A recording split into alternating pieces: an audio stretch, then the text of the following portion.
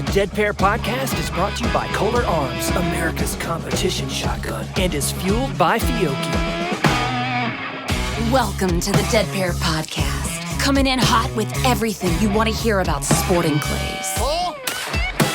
With your hosts, Jason Rambo. This is what I had to work with, everyone. And Sean Alley. Like I said, I was just thirsty. Oh, boy. Often imitated, but never duplicated. It's the Dead Pair Podcast. It's showtime. Welcome back, everyone. What's up, Mr. Large and in Charge? Well, Jason, I'm doing well, man. How about yourself? Anything new in your neck of the woods? Not really. Just, Okay. I mean, same old. Nothing news flashing. News flashing. Right. Is that a word? So. Yep. Now, things are kind of starting to simmer down in the shooting world. I mean, we're definitely changing into late fall pattern here. I've been out in the yard busy trying to get stuff wrapped up before the real bad weather hits. What are you talking about, dude? I know you don't remember what that's like. No. I mean, aside from the weather crap, I'm just talking about, like, what are you talking about? Shooting world's wrapping down, man. We got the national championship next week. Well, yes, but I'm saying everything's starting to wind down a little bit. I'm noticing the tournaments are becoming a little bit fewer and farther between. And really, we only got a couple months left. I mean, the night shoot's the first weekend of November. Here we are already in October. By the time everybody hears this, this will be just before the Nationals. Yes. So there's not a lot left after that, unfortunately. Just a few shoots here and there. And well, maybe not up there. Maybe not up there in your frozen tundra. Used to be your frozen tundra, buddy. Not anymore. So you ain't been gone that long. So older and wiser. Yeah, I guess. Migrate south. Your story, you stick to it and tell it however you want to. That's right. Hey, speaking of which, so next week is the national championship. We will not have an episode next week. Also, a reminder about the national championship. This is your last time you're going to hear us nag you about the Kolar drawing. Yep. We will be drawing the winner for that Kolar, a beautiful $32,000 Kolar, Sunday at the national championship. So make sure, get over to YouTube, like and subscribe to our channel, and we'll be live pulling the winner for that. And if you haven't got your tickets, now is the time to do so. Yeah, don't be crying like we ain't told you. Yeah. It's coming down to the wire now. Yeah, I don't want to hear any, oh man, I forgot. Sorry about your luck. So, Right. Exactly. speaking of things upcoming, Sean Alley, you have quite a list of tourney talk to get to. I certainly do. It's Tourney Talk. Brought to you by Score Chaser. All right, everybody. The 2026 Arkansas State at Blue Rock will be May 29th through the 31st. Then we've got Kansas State at Powder Creek. That's June 3rd through the 7th. Then Kansas State FETASC and 5-stand at Lasada Lodge. That's April 30th through May 3rd. Then Missouri State at Little Fox River, July 23rd through the 26th. Finally, Wisconsin State at Coiling Creek, August 6th through the 9th. Kentucky State opens October 3rd. That's at Elk Creek, and that's August 27th through the 30th. That's a lot of updates, but you guys that are interested, get in it. Get registered quickly because, as you know, those prime spots fill up fast. Man, they sure do. Speaking of one last thing while we're on tournaments, been getting a lot of questions about the Dead Pair Blast, and I know we weren't able to put one together for this year. Definitely going to have one, possibly two next year. So stay tuned for that. There's news on the horizon. We're trying to cross the T's and dot the I's before we make an official announcement. And, dates are a big thing anymore with these, not only with the clubs, with state organizations. There's just so many shoots going on. We want to make sure we're not overlapping anything. So, but yeah, stay tuned. We will have a Dead Pair Blast, at least one, possibly two next year. Really looking forward to that. Also working on that Pro-Am.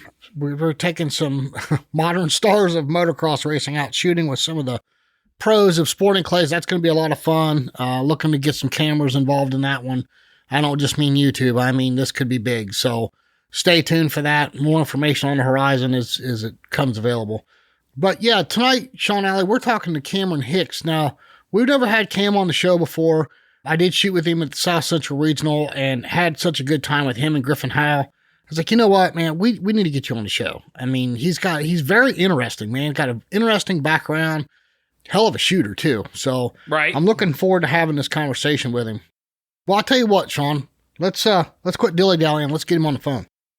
Hey everyone, each and every week you hear Sean and I brag about our sponsors, and it's not because they sponsor the show, it's because of their products and the unmatched customer support behind each and every single one of those products. We hope you're taking the time to investigate for yourself, try the products out, and see why we love them so much. Hey Toby Tomplay, you want to remind everyone who we're talking about? I'd love to, Jason. Kolar Arms, America's competition shotgun. Fiocchi USA. Here at the Dead Pair, we're fueled by Fiocchi.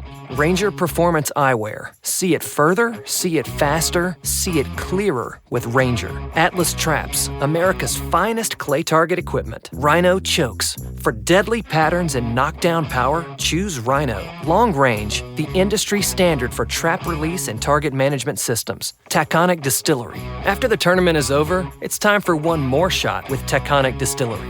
Score Chaser, your shoots simplified. Clay Range Design Works, your one-stop shop for all your clay target needs. And now, back to the show.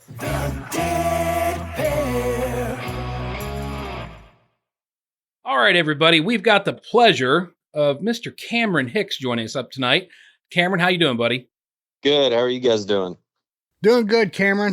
Man, it's been a while. We seems like you're one of about 100 people we seem to chase all year long before we can finally nail down a date and time to do this. But super glad. You know, I shot with you at South Central, had a great time, and I thought, man, this is a good opportunity to have this done. So I appreciate you joining us. Yeah, thank you for having me. Cameron, just for the people that don't know you, you want to give everybody a little background, like where you're from, how you got started into shooting. I know that's quite a story there with your dad and everything, and I think it's a very interesting story. You want to tell people about that? Yeah, I grew up in Virginia, you know, in the late 90s, early 2000s kind of shooting community in Virginia. It was a lot bigger than what it was now, but I grew up with those guys, you know, Barry Moore, Dan Carlisle, all those older guys. You know, I didn't myself really start shooting until probably 2018, 2019. But yeah, I'm from Virginia. Then I joined the Army and lived in a few places. And I've been in North Carolina for about 10 years now.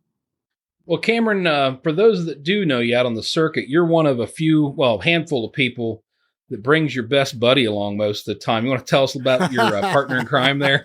Yeah. That's Presley. She's pretty cool. She's a Boykin Spaniel. Before I've always been a dog guy. I had a golden retriever that used to come around with me all the time, and she passed away 3-4 years ago, and I ended up with a Boykin Spaniel. It was actually Madison Sharp's dad had a little puppy with him at a shoot, and I was like, "What kind of dog is that?" And he said it was a Boykin, and I was like, "Well, that's a stupid name." And then I went and looked him up and bought a littermate of that one, and it's been cool dogs, real cool dogs. It's amazing how well she's trained too, man. I mean, he was having her do all kind of tricks and stuff at South Central. It was fun playing with that dog. But Cameron, you mentioned you were in the Army. How long were you in the Army? What did you do? 10 years. I started off as a combat engineer. Yeah, I was stationed in Fort Campbell, Kentucky, and then later on went Special Forces and spent the rest of my career at Fort Bragg. And I've been out for about 2 years. So I had a pretty cool career. I got to do a lot of cool stuff. Closer to the end, I was big into skydiving and jumped all the time. And I was in the 82nd before Special Forces, so that all that airborne and that they get all that rah airborne excitement stuff. That's what I was in. So it was cool. It was good. I'm very, very blessed now, and I'm happy to be out. I enjoyed my career, but I'm enjoying being a civilian for sure. I mean, I'm having a good time. The last 2 years have been good. Yeah, I've been heavily blessed the last 2 years. Well, you know, you hear it all the time. People say thank you for your service, and I don't think that's deep enough, man. I want to sincerely thank you for your sacrifices that you made to be in the service and fight for our country. So thank you for that. Appreciate that very much. And that's to all servicemen and women. I mean, I really do appreciate it.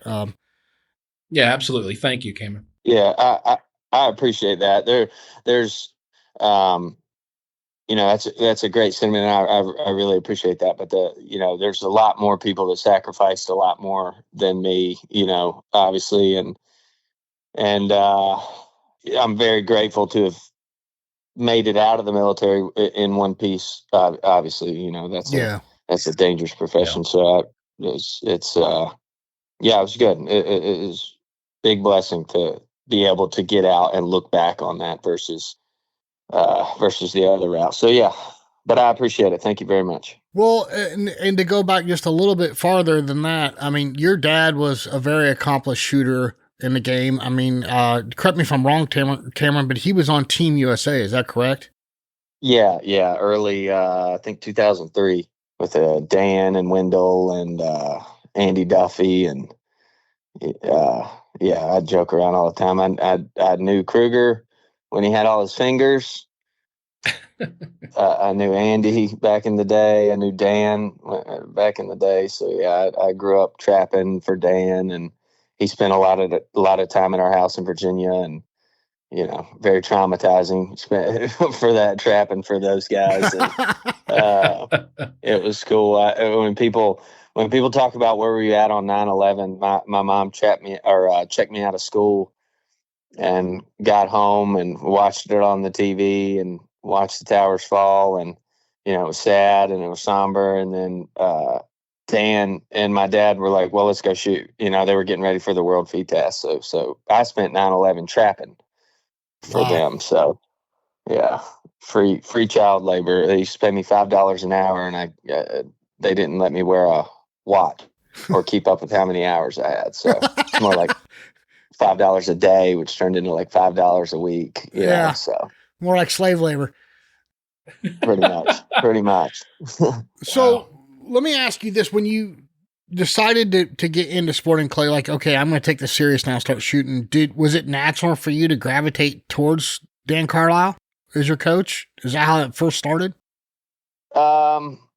Sort of. I started after he died. I had a bunch of shells, and I started shooting, and my kind of pipeline was shooting kind of lined up with me in the Q course. So when I got selected to go be a Green Beret, I had to come back and do a currency static line jump. You've got to jump a certain amount of times a year static line to keep getting paid.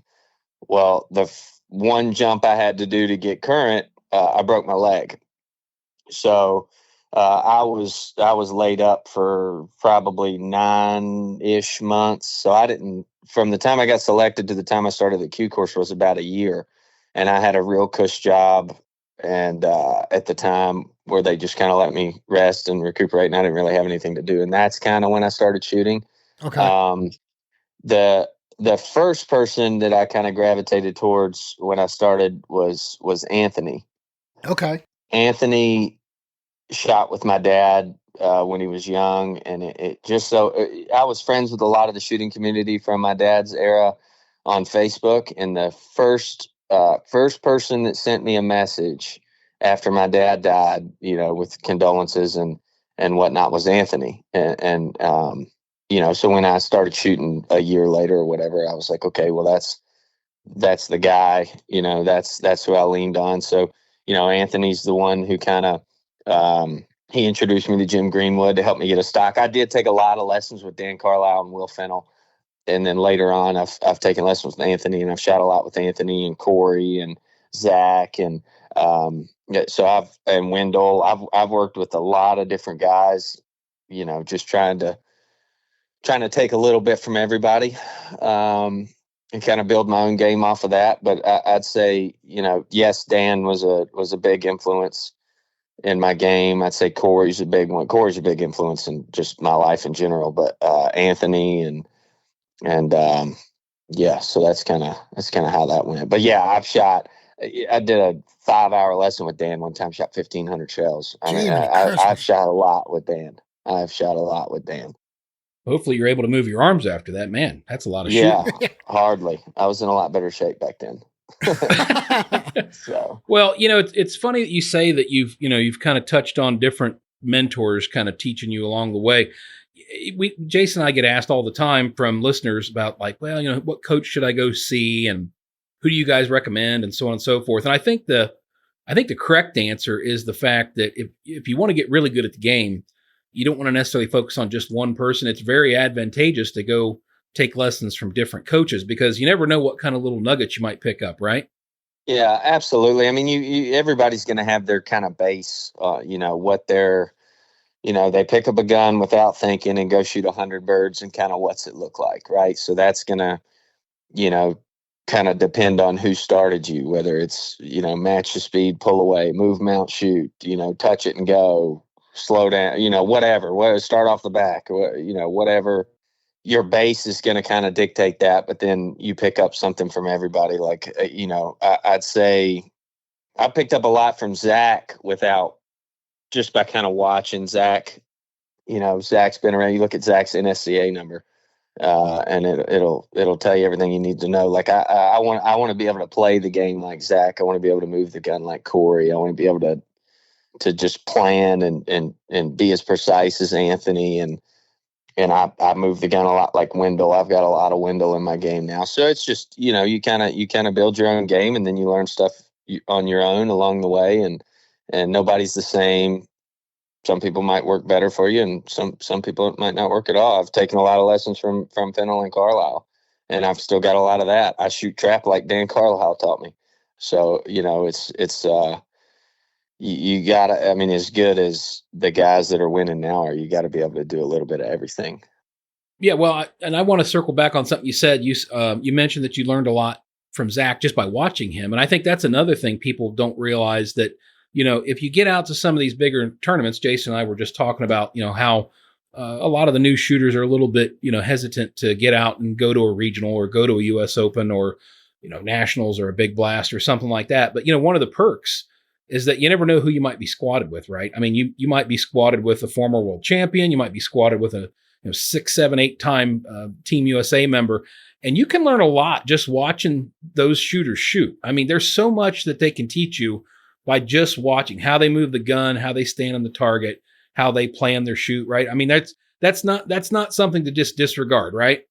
Yeah, absolutely. I mean, it's you take Corey, Anthony, Greg, that's another big one. I forgot about Greg Wolf. That's my shooting partner, and you want to watch somebody do some crazy stuff with a shotgun, go follow Greg Wolf, and he's just 100% aggression and kill the bird and let her rip. I think everybody talks about Derek, and actually Derek told me this one time when I first met Greg, Derek was like, that's the only person that makes me look slow. That's saying something. And then you got Zach and Corey that hold on to a bird and you're like, you're clenching your fists. It's like, come on, pull the trigger. And then you shoot with Radulovich and he just pulls the trigger and I never even saw the bird come out. Or, and then you got kind of the happy medium guys. You got Anthony, who paints, he's painting a canvas when he's shooting. You can watch him and just watch how technical his game is. So yeah, absolutely. You learn something, and I learned something from teaching. I learned something. I watch D-class shooters do stuff with the gun that they don't really know what they're doing, and I was like, "Whoa, that was pretty cool." I gotta go try that and play with that a little bit. But you can learn something from anybody that you shoot with. I've learned a ton with Barry Moore, Richard Cheek. I got to shoot the main event at the Southeast this week with Richard Cheek. I hadn't shot with him in about 4 years, but I used to shoot with him a lot. So yeah, I guess some people call it student of the game. I pay attention to other shooters and I want to know what they're doing. I've even worked with Brandon. I've worked with Brandon before. I mean, you've got to be able to take a little bit from everybody and then figure out what works for you. Well, while we're on this, I was actually going to save this for a little later in the show, but since we're on this topic, Cameron, you're a coach now too. And if somebody that's listening to this, say they can't get to you for a lesson or whatever, and we're talking about coaches, what would you recommend? What is your advice to anybody that's looking for a coach? Not maybe necessarily style, but there's a lot to do with personality, right? Like if you're going to fit with this person. Yeah, I mean, it depends on what your goals are. I mean, if you want to learn how to, knock out a 25 in skeet, go see Todd Bender or Mike Maskell or some of those guys. It just depends on what your goals are. I mean, and who you mesh with and who's in your area. And I don't necessarily totally buy into the part where, he has to be a world champion to make a world champion. Like that's not always true, but it is a good majority of the time. I mean, if there's a goal I want to achieve or something I want to learn how to do, I'm going to take a lesson from somebody who's done it. Right. So that's where I've, I try to surround myself in general. I try to surround myself with people that are a season ahead of me. Right. So in life, whether it's just friendship or mentorship or anything like that, I want to be around people that are a season in their life ahead of me, because there's nothing wrong with just copying or getting close to what they're doing. Right. Like right. They did it. So that's just kind of my take on that. Let me ask you this in regards to all this. So you progressed pretty quick. I mean, if you look at your time, shooting registered targets, it's you progressed pretty quick. You got to the top. What would you say if you had to pick one thing, maybe not necessarily a style, but if you had to pick one thing, what do you think made you progress so quickly? What was the one thing in your game that was like, wow, this was light switch moment, and then you started clicking off, wins like you did? Not caring how much money I had in the bank and shooting a lot. Just letting it eat. Okay. Okay. That's fun. That's a fair and honest answer. Yeah. I was shooting with this kid at the Seminole Cup. This was probably like 2018, maybe. It was the Seminole Cup when it was the Army, not Army, hunting, my entire, whatever at that time, 22, 23 years in life. I had never been rained on that hard in my whole life. And I was shooting with Braxton Oliver. That's another person I've shot a lot with, Braxton, and some young kid. And that young kid beat the brakes off of me. And I was like, never again. This will never happen again. So I went up to Barrymore. Obviously, it will happen again. That was just stupid. I didn't know anything. I've been beaten by plenty of kids since then. But and I went over there and I pulled up the app on my phone on my credit card. And I was like, okay, I can spend this much money. And I was like, how much 3 traps cost? It was like 12 grand or 10 grand or whatever it was. So I bought 3 traps, batteries, controller, everything at the Seminole Cup, loaded them into the back of the truck. I think we were actually in Braxton's truck, and loaded them up in the bed of the truck and took them to my house and shot 100,000 shells in a year before I ever took a lesson. Wow. That's a lot. Yeah. Gee, so Christmas. Then I took a lesson, and then the next year I did it again. I shot 100,000 shells again. So I used to shoot trap shots in the headlights of my truck, and so yeah, that's the kind of unfortunate thing about our sport is it's very expensive. I mean, I'm a big believer that the best person to ever shoot a shotgun hasn't ever picked up a shotgun. There's no telling what potential could be out there. But this isn't a sport that you really just kind of stumble into. I haven't met that many people that just kind of stumble into it. It's, somebody who does it, or you live near a gun club, but this isn't a sport that people just see on the internet and then just get into. Unfortunately, I think we don't do a good enough job of growing it. But yeah, I mean, it's just kind of right place, right time, and a lot of hard work really that goes into it. And you're surrounding yourself with people that know what they're doing. Well, and that's one of the things that Jason and I harp on all the time. I mean, it's such a small niche sport, right? I mean, we harp on it every week in and week out on our show that, in order for this sport to grow, we all have to do our part and get the message out there. Take somebody new shooting, take somebody to the range that's never been there, and that's the only way that the sport's going to grow, because we're not getting, television coverage. We're not getting a lot of internet coverage unless you're specifically in the sport looking for that kind of stuff. So yeah, I think that's really the key to making our sport grow and getting the numbers up, is to everybody out there pitch in and do their part and try to bring somebody new. Even if you can just bring 1 or 2 people a year into the sport, I mean, that's going to be huge for everybody and grow the base, so much. I think the sport of shooting a shotgun is growing. I think the higher up you go in it, the slower the growth is. So you look at the regionals from the last, I think Score Chaser goes back to like 2021 or whatever it was when it kind of switched from Win Score and Scoring Pro and all that stuff just kind of solely to Score Chaser. I mean, the regional numbers generally are the same over the last 4 or 5 years. The Southeast is going to get around 800. The Westerns probably going to get around 5. All the other ones are around 5. They had the one at Travis's at South Central got a bunch, but the rest of them are 500, 600, 700 shooters, and they're not. Those numbers aren't growing, I think, to what they could be, what they should be, what we should be wanting it to. Because it's the same as a country or a population or a civilization. If you're either growing or you're dying. Staying stagnant at the same numbers isn't good for growth, and it's not good for kind of long-term sustainability. So personally, and everybody's got their own opinion, and I might be dead wrong, and that's totally fine. But I don't think we do a good enough job of incentivizing newer shooters to want to go to a regional and want to try that out. And then not only because you're going to get beat up, I think we could do a better job of getting them to the regionals. And then I think we should do an even better job of getting them back to the regionals.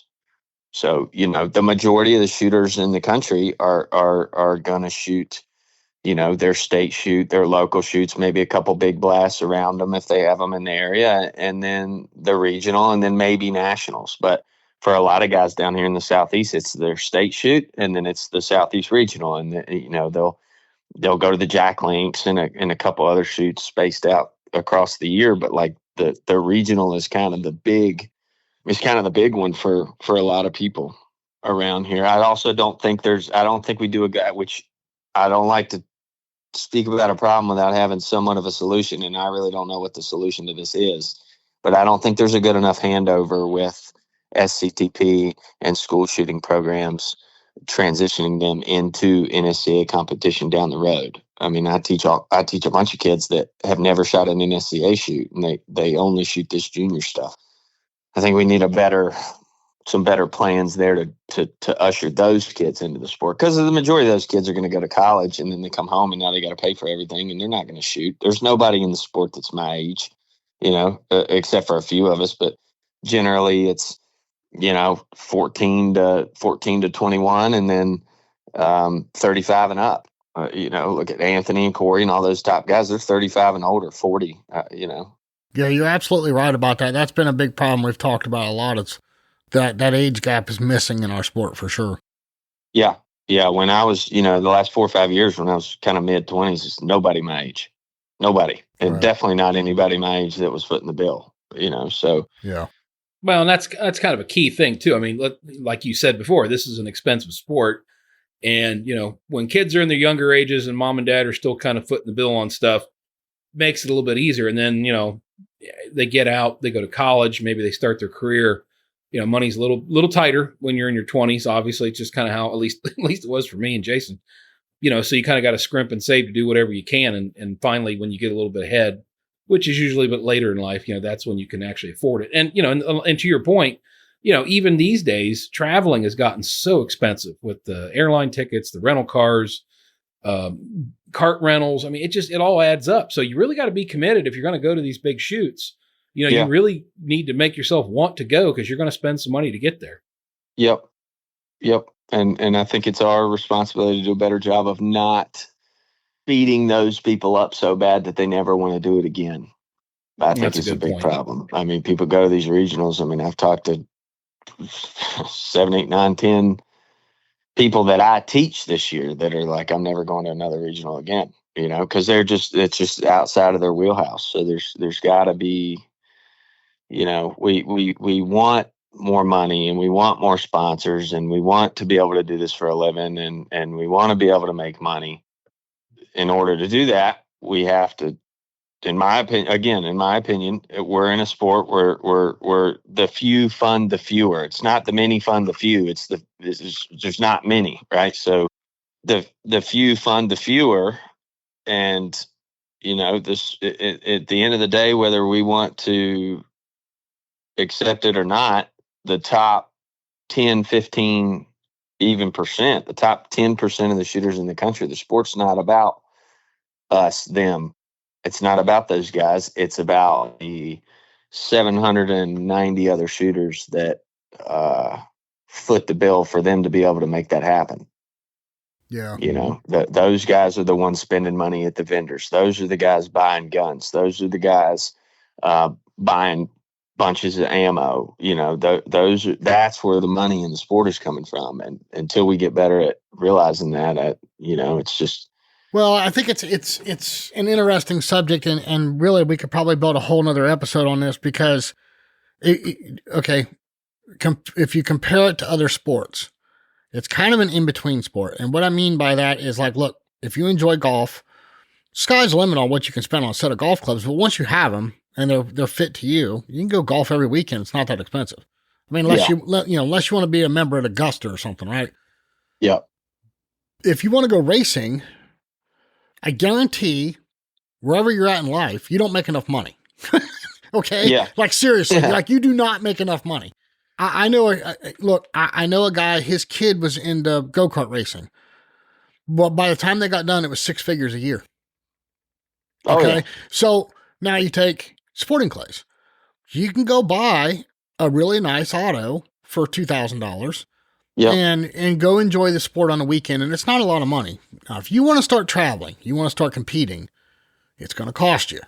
But I always, and the reason why I'm bringing this up to you, Cameron, is because you're a perfect example of this. How bad do you want it? How bad do you want to go and compete? And what I mean by that is look at Cameron Hicks right here on the phone with us, ladies and gentlemen. This man, instead of renting a golf cart at $900 every tournament he goes to, he's got him a little Scion, which is the same size as a little smart car. Okay. He's got an aluminum trailer, and you got that awesome camper, that camper top for your truck. And I think you told me at the South Central, you had less than $15,000 in that whole setup. Is that right, Cameron? Yeah. People see me rolling down the road and they're like, this dude's going to a gay music festival or something. I mean, I was kind of one of the first ones to kind of get my little car. When I first started using it, there were clubs that were like, oh, you can't have that out here. And I'm like, okay, cool. I'll just leave, right? It's 200 pounds lighter than a 4-door K&M. It's quiet. It's been running the whole time. It's 36 inches shorter. And it's got car AC, not cheap Polaris AC. It's got car AC in it, So, and I paid $7,000 for it. So, you can do it all cheaper, right? But even when you do it as cheap, I know how to do it as cheaply as humanly possible, and you're still spending $2,000-3,000. Oh yeah, to go to a big shoot. I mean, my entry fee is $1,200, and right. I was doing my taxes this year, and my CPA told me how much money I made, and I was just like, "Whoa, that is awesome! That's significantly more than I was making in the military." Like, heck yeah! And he's like, "Yeah, but you spent $5,000 more than that." And I was like, God. Oh, well, that's, it's just the math ain't mathing. If you can break even, I think if you can break even, you're doing really well. This has been one of the first years where where I've broken even. And part of it is to thank for the master class, pro class thing. So I'm not in the pro class until next year. And I have scooped up a ton. I've probably made $9,000 or $10,000 more from being in master and shooting. A lot of scores I've put up are still in the top 5, top 10 overall, and making twice as much money. So that's been nice. But there's no way to make it cheaper. There's only so much. The president of Federal told me this not too long ago. The shotgun shells. Let me think about it, make sure I say this right. Shotgun shells are cheaper now than they've ever been. So the margin that the companies are making is smaller than it's ever been versus when shotgun shells were $3-4 a box. The American manufacturers right now, Winchester, Federal, Remington, 3 big American companies really the only thing they're having to import is the antimony. So they're not nearly as affected as much as the imported shells are right now. But the shells are not going to get cheaper. They're never going to get cheaper because, whether it's cars or houses or anything, once the price goes up, it stays there. Whether the economy adjusts to it or not, it doesn't matter. The price is never going down, right? It's just, and unfortunately, to be successful, you've got to shoot a lot. I've shot a lot of reloads, old shells, all kinds of stuff. When I was first starting, I was shooting old ounce and a quarter. I used to practice with because my dad had like a pallet because, back then you could shoot ounce and a quarter in FTAS. So I used to practice with those and just beat my brains in. So, yeah, I mean, I don't know. There's yes, it's very, very expensive sport and there's no way to make it cheaper. It's just, I think there's ways to make people feel like they are getting their money's worth. I think. Yeah. If that makes sense. Yeah. And I think it goes back again is, what do you want out of it? Right. Yeah. I mean, yeah. Because if you're serious about it, even if it is expensive, or maybe it's out of your budget compared to what you want to do, to the guy that works, a guy or gal that works 9 to 5, if they, they want bad enough, they'll budget, they'll plan, you know what I mean? You can make it happen. I mean, trust me, when Sean and I first started getting into tournaments after all the years we had been off, I was working crazy hours. Like I had to base my vacation days around when we were going to a tournament. So, it's just how bad you want it. When I was in the Army, when I was still active duty, there's plenty of times where I'd leave work at 5:00 on a Friday and drive 12 hours and show up to shoot a 8:30 rotation, in Chicago or in Florida or Georgia, or Texas or whatever. And then after you're done with everything on Sunday, you got to turn around and drive home and be at work at 6:30 on Monday morning. So, it's tough. It's a weird game. We're shooting clay pottery with souped up BB guns, but it is fun. It is a lot of fun. I've never heard anybody call a shotgun a souped up BB gun. That's awesome. That's a new analogy, Sean. We're gonna have to remember that one. Yes, indeed. Yeah. Yes, indeed. Yeah. So, Cameron, you're doing some teaching and some coaching now. Are you based out of a certain club, or is it all based on travel? Both. I have my own range here at my house. I've got 25, 30 machines out here on my property. So it's just big FTAS parkour. You can shoot in any direction. I got all kinds of stuff out here. But the problem is I'm in the middle of nowhere, North Carolina. So I have clients that come out here and whatnot, but there's just not a lot of shooters in this part of the state. So the majority of my teaching I do at Hermitage in Camden, South Carolina. Eric Dorsey took over that club after Joe Canny died and has just done, that place is awesome. It's the best, one of the best terrains that you're going to shoot on the East Coast. And it's just, it's a really cool place. And I think on any given weekday, 3, so a super sporting course, 2 sporting courses, 2 5 stands, 4 FTAS parkours. Wow. There's all kinds of stuff to shoot out there. Eric has a bunch of machines, a bunch of machines in that. So the majority of my teaching, I teach about 2 days a week there. And then I'll teach a little bit in near Charleston, South Carolina, a little private club down there. And then everything else is when I travel. I have a few clubs that I teach at in Texas when I spend a lot of time in Texas. And, so I got my kind of base is at Camden, and then everything else is when I travel on the way to or from shoots. Okay. On the coaching, let me ask you this. I know you've taken lessons from a variety of coaches and a variety of styles. Is there one that you base your lessons off of, or is it more based on the individual and trying to clean up what they have? Depends. Again, going back to what you said, depends on what you want. It depends on your goals in the game. If you tell me that you want to punch up to master class and eventually be a competitive master class shooter, and you're doing a bunch of goofy stuff with the gun, then I'm probably going to say, okay, we need to flatten this out and kind of restart a little bit. If you're already there, then you work. It's just it's person dependent. It's very person dependent. I'd say, I definitely kind of teach my style. I can teach a little bit of whatever style, but I have, obviously everybody's got their style, and for your style to work, you have to believe in it and you have to have a lot of confidence in it. So obviously that's going to be my kind of preferred thing to teach. But I personally really enjoy teaching the lower classes, right? So like a lot of times it's a lot more rewarding, right? You have somebody show up and little stuff.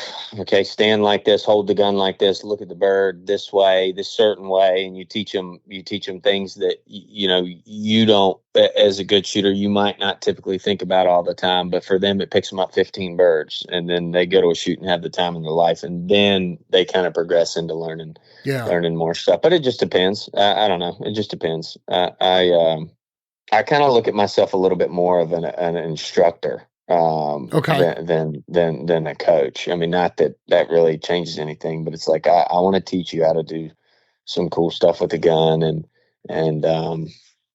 because anybody that is just the competition side of it, you got to learn that on your own. A lot of that you got to learn on your own. I mean, you can obviously get a lot of good information from a lot of good people, but every single human being ever born responds to stress differently, whether that's in the Army, whether that's getting shot at, whether that's shooting at something. Every single subconscious mind on the planet responds to stressors differently. So that's something that I think that's one of my favorite things about sporting clays, because you learn so much about yourself in the course of one round. Right. You're going to have the highest of highs and the lowest of lows. And then there's times where you want to grab the gun by the gun barrel and huck it into the pond and leave and never do it again. And then there's times where it's like, I want to spend all my money and get better. And both of those emotions might happen in the same round. Each other. In the same round. Yeah. Well, Cameron, as an instructor, I mean, when you have people coming to you, do you like, have you ever run across a situation, I guess, where maybe you feel like you're not the right fit for a particular student? Have you ever like passed or said, maybe you need to go talk to this person instead of me? I mean, does that situation ever come up? Yeah, absolutely. I mean, I've sent a lot of people, hey, you should call Anthony. You should, probably the person that I've referred to the most over the years is Dr. Kolar. Like, hey, I don't know what's going on with your eyes, but I know somebody that does. So it's, you call them, you get them on the phone, or if it's gun fit, I'm going to call Jim Greenwood, stuff like that. That's, one of my students found out he had diabetes from Dr. Kolar. Oh, wow. He started explaining his eye issues, and Dr. Kolar said, well, what's your A1C? He's like, I don't know. I'm not diabetic. He's like, you should probably go get checked. And he went and got checked, and sure enough, he was diabetic. So I'm not a doctor. I'm not a stock fitter. I'm going to refer people to, if I don't know the answer to the question, I can easily find somebody that does. That's the cool thing about this game, is the network you build is so you don't make a lot of money, but the network that you build is worth a lot of money. Oh yeah, absolutely. The longer that you're in it. So, I mean, it's all kind. I mean, you guys know, I mean, just think about the crazy people that you've met in this industry. Oh yeah. Sean's got a longer list than I do, I think. Yeah, it's pretty cool. Cool. Well, let me shift gears on you a little bit, Cameron. What's a win that you're most proud of? Or maybe okay, let me do this. If it's not a win, what performance at a shoot are you most proud of? Probably 2020, 2021 I had were really, really good for me. COVID was good for me. I was in the language phase of the Q course, so it was just kind of 9 to 5 every day learning French. So you're not out in the woods for a week at a time and then going to attempt to shoot on the weekend. I had time to practice. I had time to train. I was in really good shape. And the Northeast Regional, where was that shoot? Hopkins. It was at Hopkins. It was a Northeast Regional. I think I tied with Anthony for like 3rd or 4th, I think. And it was the first shoot off I had ever been in, and it was against Anthony. So, I mean, my knees were knocking off of each other. I couldn't figure out why my whole body was shaking like it was. I was like, just, tell me what to do. I don't know what to do. And, I think it took him like 46 targets to beat me or something like that. And he ended up beating me by one. And I lost and shook his hand and said, thank you. Just kind of just blurted it out, just said, thank you. I mean, it was the coolest experience of my life. So that was the one that I think in the long run cost me a lot of money, because it's like, okay, cool. I want to do this. This is something I want to do. And then no telling how many hundreds of thousands of dollars I've spent since then. But honestly, probably my favorite one was a few weeks ago in Idaho at the Western Regional. I finished runner up in the FITAS. I shot 98. There was 4 people that shot that. It was me, Todd, Braxton, and Jonathan Prince. And nasty targets in the shoot off, and Todd hit them all. And I was, if you hit all those, you earned it, because we didn't. And I ended up finishing runner up in that one. So that was a cool one for me. I mean, my dad was a big FITAS guy, and I didn't really start off liking FITAS, but I like it a lot more, and I've had a lot of success in FITAS. That was a big one for me. That was probably one of my more memorable ones. That's very cool. Yeah, that one was good.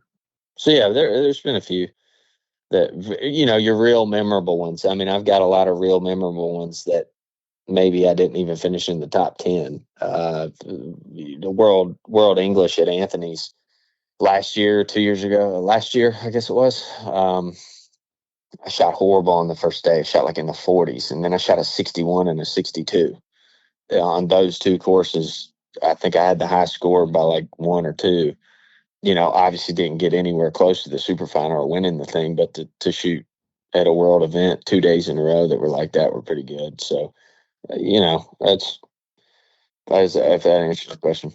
Yeah, absolutely. Well, Cameron, I'm going to change gears one last time, because I know Jason and I are well aware you're a big outdoorsman, like to go hunting a lot. Just a quick question for you. So at the end of the day, would you rather be in the field with your dog shooting the real birds, or would you rather be on the course shooting the orange clay ones? Oof, don't ask me that. I try not to let myself think about duck hunting too much until after nationals. And after nationals, I kind of, I put my Zoli down and let myself transition into that. But that's a really hard question. At first, the duck hunting was kind of like my vacation from shooting, and then it turned into my shooting was a vacation from duck hunting. So I don't really know. I like duck hunting. When I bought this dog, I was actually going to make her an upland dog, and I was going to do a lot more upland hunting. And then I kind of realized how good she was in the water, and I did all the training on her myself, and I had a fair amount of duck hunting before then. And then that's just, I got out of the Army and didn't really know what I was going to do. And I was in my house, and I was like, I had a lot of free time, and I was just kind of freaked out a little bit, and just got in the truck and drove and hunted for 2 months in a row. And I did that 2 years in a row. I'm not doing that this year, but I love duck hunting. But I'm there for the dog. I'm there to put little Presley in as many situations as she can. And I'm going to run her in the Boykin Nationals next year. Cool. So that'll be cool. But I'm convinced she's not going to have a hard time with that. Yeah.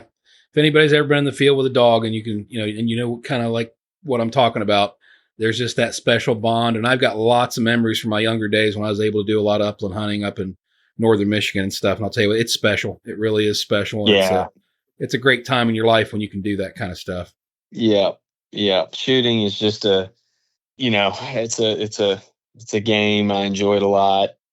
I'm still mad at it, obviously. I've actually, this has been by far my best season. I mean, everything's starting to finally come together, and I've worked really. I've shot 150 targets every single day I've been home at my house this year.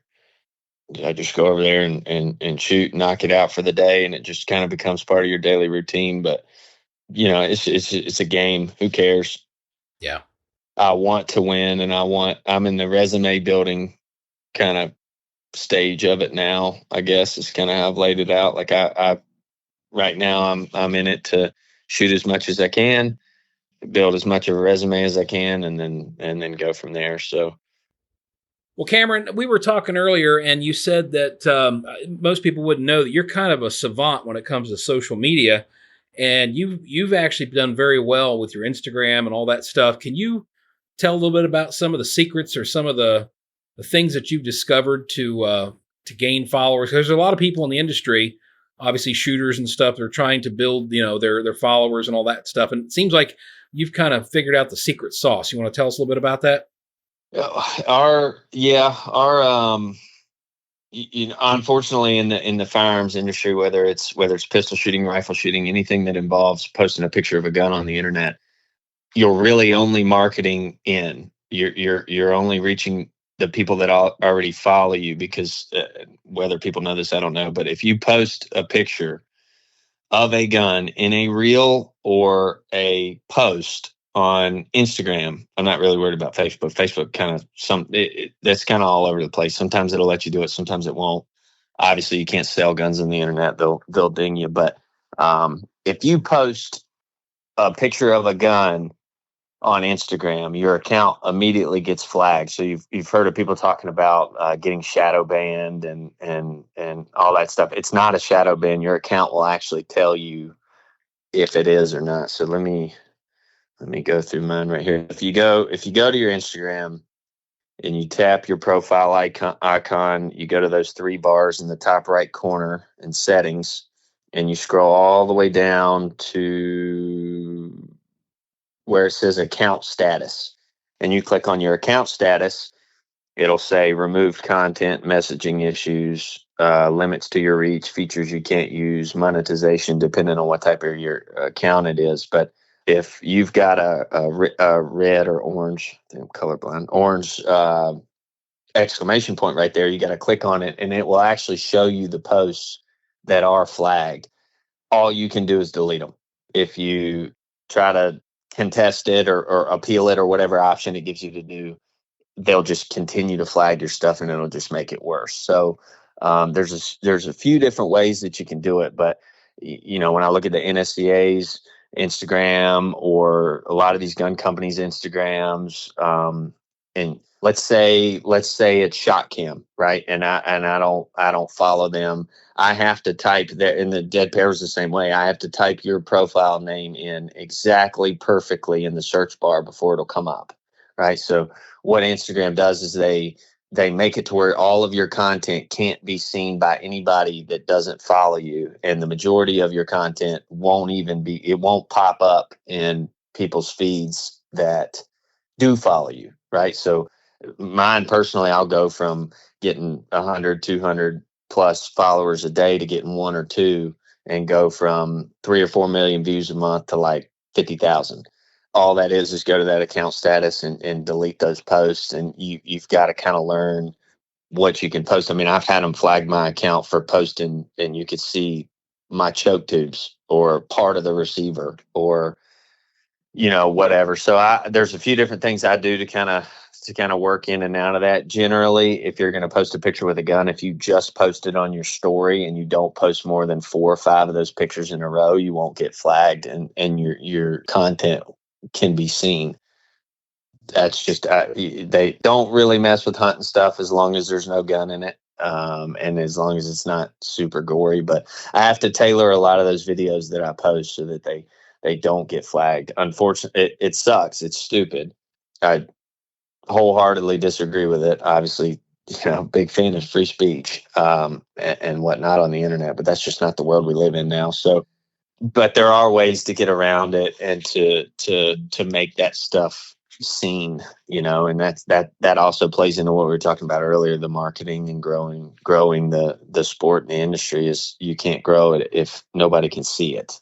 So there's a few workarounds to that stuff. Maybe I'll do like a tutorial video or something one day and kind of help everybody out with that. But it's a huge pain, and it's a pain, and it's pretty sad. But does that answer the question? Does that give Yeah, well, we definitely appreciate the advice on that. I mean, I think there's a lot of people that can benefit from that. So I went through the Q course for Special Forces with the guy who came up with the algorithm that Instagram uses. He came up with it, sold it for millions of dollars and then just decided he wanted to join the Army. Why? I have no idea.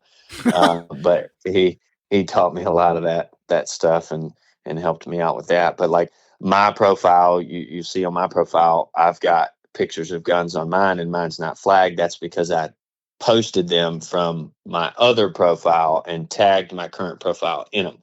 So to do it, you've almost got to have a burner account and your normal account. And then you invite the account you want to grow as a collaborator. And that way it can be shown on your profile, but you don't get flagged.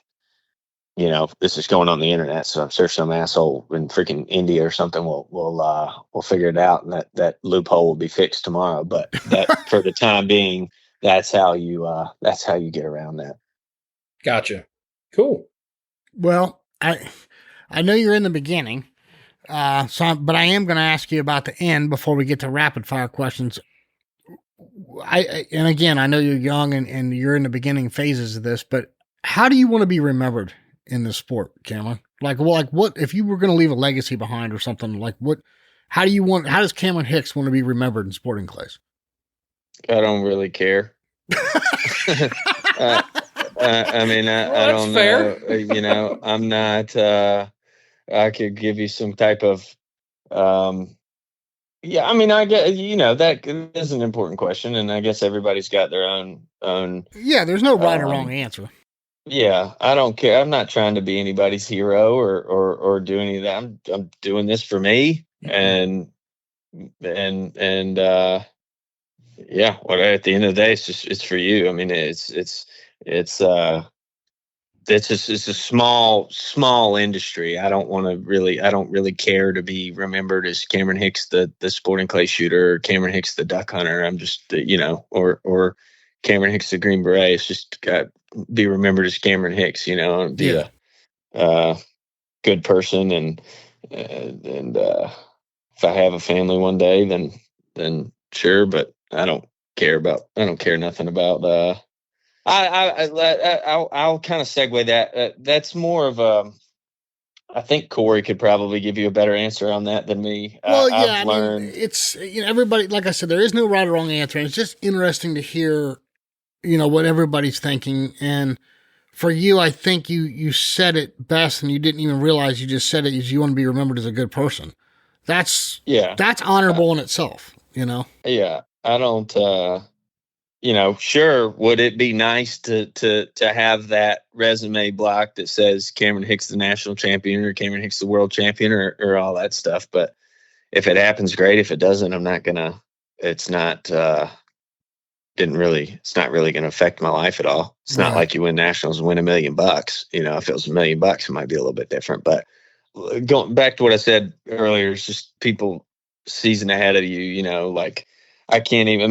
The list is getting so long. Obviously, Corey's at the top. I don't think Corey's done a lot for me, but like hanging out with Greg and Travis and Anthony and all those guys and getting to shoot with them and Ed Origi and Kurt Hallbacken and stuff like that. And then you just kind of realize like, okay, this game is cool, but it's a game. Whatever. You meet a lot of cool people. You have fun. There's much worse ways to spend your time and money. Yes. And I just, I just want to get after it and see what happens and do it for as long as I can, or as long as I decide to. And I guess when I get to a point where I need an answer to that question, I'll probably change and go do something else. It's the same thing with the military. I mean, I don't. I've got a lot of friends, and nothing against this whatsoever, but I've got a lot of retired friends and mentors and whatnot who did 25, 30 years, and then they get out and they fully retire at, 40, 45, whatever. And then they're set for the rest of their life, but their identity is concrete cemented in, Joe McGillicuddy, the former Sergeant Major, the former Green Beret Sergeant Major or whatever. And then you're just stuck in it. I don't want that. I don't want to be stuck in, shooting being my identity. I don't want to be stuck in the military being my identity. I don't want to do any of that. I just want to be me. So, it is what it is. I'm very blessed and very fortunate to have had the opportunities that I've had in my life, and it's not to be taken for granted by any means, but most of the time when you get those opportunities, they're to build you into something that you're going to be later on. Yeah. You know, I don't know how I want to be remembered because I haven't got there yet. I'm not dead. So Yeah, right. I gotta tell you, we've had some good answers, but that was probably the most interesting one of that question. So, but you know, in all fairness, not trying to play old man with you, but you know, you're considerably younger. So, I mean, yeah, I can see you not having that, you know, a clear definition to that. So, but it's a good answer though. I like it. Yeah, absolutely. Cameron, I know you don't listen to podcasts, but hopefully we're going to change that here. So, but anyway, we do a thing called rapid fire. We'll do that with you here real quick. I'm going to run through your gear. It's always interesting to hear from everybody. I know this is new for you. So what gun do you shoot? Zoli. Yeah, I shoot a Zoli. I grew up shooting Beretta autos. My dad shot Beretta autos. I've got a gun safe full of Beretta autos. That's what I learned on. And then I ended up shooting a Krieghoff parkour, and I've shot a couple different guns since then. But Krieghoff was I shot that for 5-6 years and shot it well. I had a very good relationship with Pam and Mike, and for years, and it was phenomenal. And there's nothing wrong with that gun, and I shot it really well. And then I met Norbert. He was fixing my gun for me, and he asked me, you ever shot a Zoli? I was like, no. And he was like, you want to? I was like, not really. Had never really thought about it. Had no intentions of changing. I actually told myself at the beginning of the season, I'm not changing nothing. Not the color of my lenses, nothing. And I shot that Zoli 4 times and didn't hit a single target. 4 shells, did not hit nothing, and turned around. I was like, I need one right now. And then played with a demo. I've had it all summer. I had that demo from after the regional in Ohio. I took it home with me, played with it, tore stock all up. I haven't given it back yet, so hopefully he still likes me when I give it back. But, you know, just adjusting it and wallering out the holes in the back and putting washers in it and got it right. And then got to where I was shooting it really well. And then my gun permit, obviously had my Krieghoff on it when I went to England. And when I got back, I rolled right into it, got my final gun, went to GM, got a stock made, and rolled right into the regional in Wisconsin and actually did pretty well. I'm still learning it. It could not be polar opposite different than the gun I was shooting before. People ask me how I've got it balanced and set up. I don't know. I don't know what it's supposed to feel like. But I just honestly, unobjectively, whether I shoot for Zoli, whether I don't shoot for Zoli, it is the best shotgun I have ever had in my hands. It is in my opinion, again, my opinion. If you don't like it, I don't care. The trigger, it's got the best trigger out of any gun I've ever shot. It moves the best out of any gun I've ever shot. It's got a phenomenal set of barrels on it, and they just look cool. So I'm a big fan of it.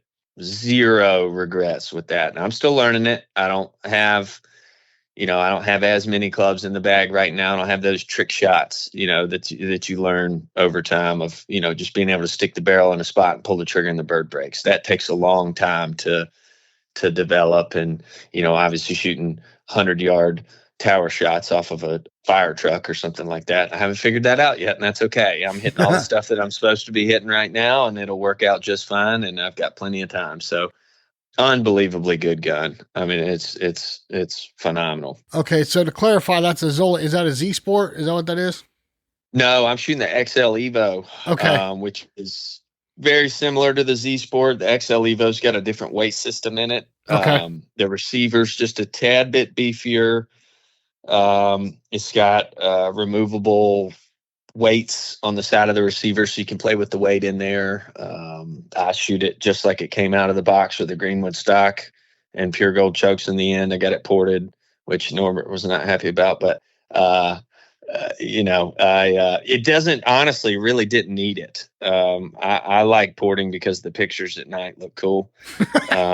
And it does help. It does help. And when you're looking for that 1%, when you're playing a game where you're trying to find that half of 1%, if it helps me, I'm going to do it. But the gun has no recoil whatsoever. I mean, every single round of 100 that I shot before I switched to that gun, with any other gun, really, it's not just a Krieghoff, but shooting 1 ounce. I was shooting 1 ounce 1250 for years. I hadn't shot an ounce and an 8 in 5 years before this gun. And I could shoot ounce and a quarter 1500s to this thing and have no problem. It just somehow does not kick at all. So it's a phenomenal gun. Yeah. And Norbert is unbelievably skilled gunsmith. Rebuilt my entire Krieghoff for me. It's just he's awesome. So I wouldn't really care if it was a fill in the blank whatever gun it was.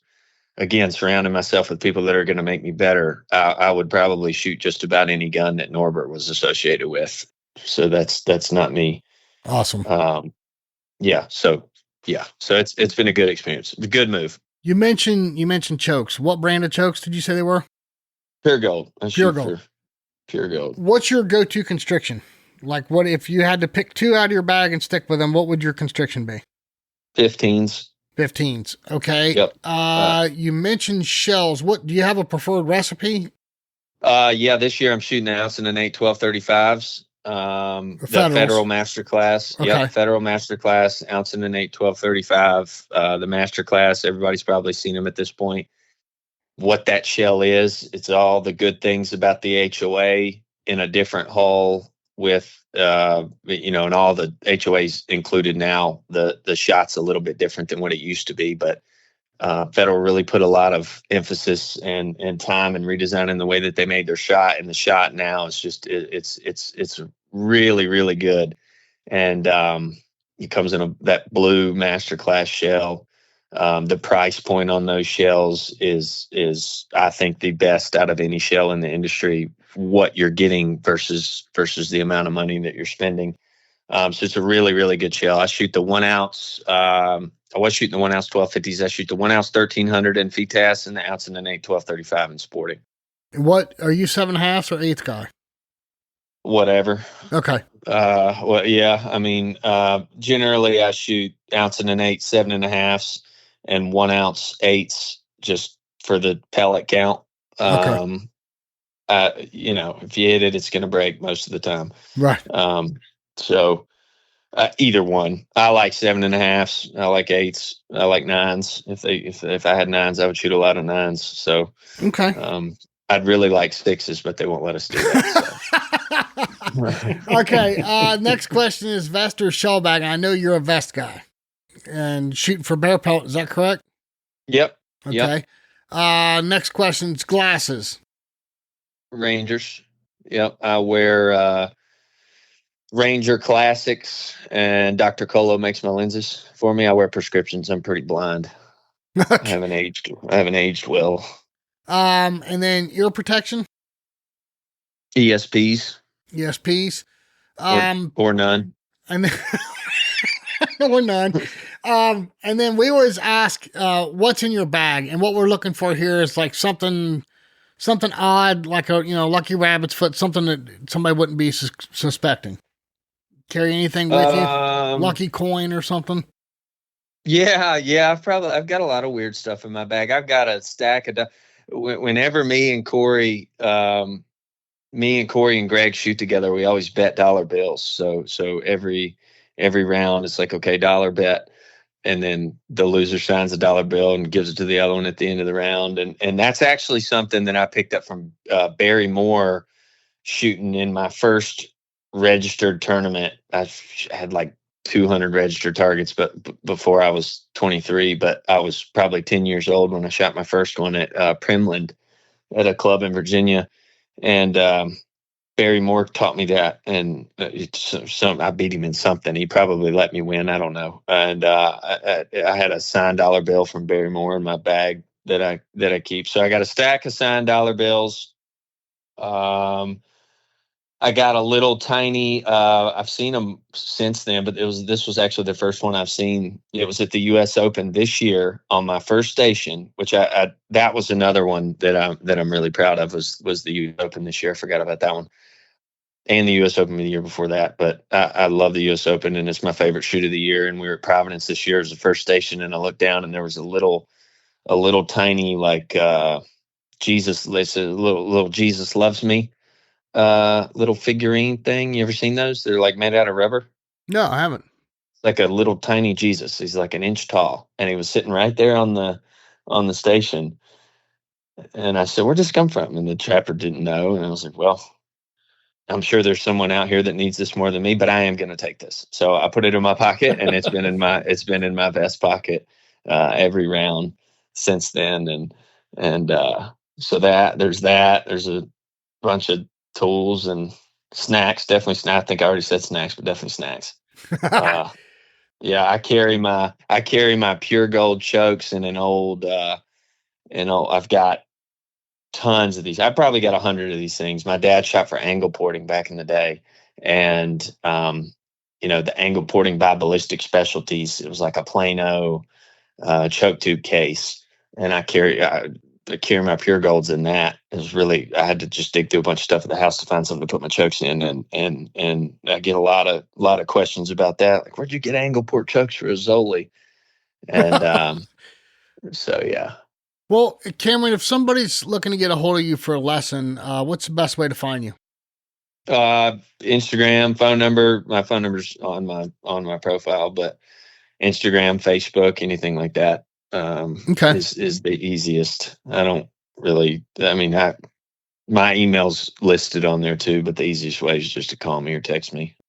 Well, I tell you what, this has been cool. Cameron, finally got you on the show. Been a really good interview. I hope a lot of people learned a little bit about you and how you arrived at the point where you're at. Definitely took a lot of practice, a lot of time, a lot of dedication to get here. And, Jason and I really appreciate for you to actually set aside some time and do this tonight with us. So we appreciate that. Yeah, absolutely. Well, Cameron, thank you again, man. Sincerely appreciate you joining us. This has been awesome, man. I love having a conversation with you, and it was fun shooting with you at South Central. I look forward to doing it again, and appreciate your time this evening. Yeah, sounds good. Thank you guys for having me. The Dead Pair. Well, Sean, that was definitely an interesting conversation. I'm glad we finally were able to catch up with Cameron. Yeah, you and I have been aware of Cameron ever since we got into this whole biz, and we've seen him a lot out there on the courses and stuff. Just really nice to get his opinion, get his background story and everything about how he came into the sport. And I think he's got a lot of good ideas, and I think he's pretty straightforward about what he thinks about the sport in general. He's there. He's not afraid to send it. No, he's not. No, and I respect that. I respect that. It's one of the things I like about that guy, Yeah, definitely. But hey, listen, everyone, just real quick, please send us those questions for the coaches. We've been getting a bunch of them. Thank you so much. We need a few more to fill out 2 episodes, but I think you guys are going to like the coaches we're going to get on. We're going to put together 2 full episodes of nothing but questions for the coaches before the end of the year. So get those questions sent to us. Real easy to find us. Yeah, definitely. And another reminder, guys, again, this will be the last podcast. The next week will be the Nationals. We will have no podcast that week. So this is it for a week. And we'll be back here again. Don't worry. Yeah. And right after the Nationals, be looking for us on YouTube. We're going to do a Scoops episode. That would be on Tuesday, the 28th, after the National Championship. So we're going to be doing a live Scoops episode. We're going to kind of rehash the Nationals, everything we saw and heard. And y'all are welcome to join us. Ask questions live. We'll be there. And then if you can't join us, we will release the audio from that on that Thursday. Right. Well, Jason, I tell you what, another great episode. And again, we talked about it even with Cameron. It's a grassroots effort, right? If we're going to grow this sport, everybody's got to get out there and do their part. Take somebody new out, take them out shooting, take them to a tournament, a charity event, whatever. Just get them out on the course, put a gun in their hand, and let them break a few clays. Let the magic happen, because that's the only way it's going to grow. Absolutely. Sean Alley, it's been fun, my friend. Can't wait to see you at San Antonio next week. That's right. Until then, my friend. Can't wait to see y'all back here on the Dead Pair Podcast. We'll see you next time on the Dead Pair Podcast. The Dead Pair Podcast is brought to you by Kolar Arms, the mark of performance, and is fueled by Fiocchi USA. The Dead Pair theme song was written, arranged, and produced by Toby Tomplay. Special thanks to the following sponsors: Atlas Traps, Ranger Performance Eyewear, Rhino Chokes, Long Range LLC, Taconic Distillery, Score Chaser, and Clay Range Design Works.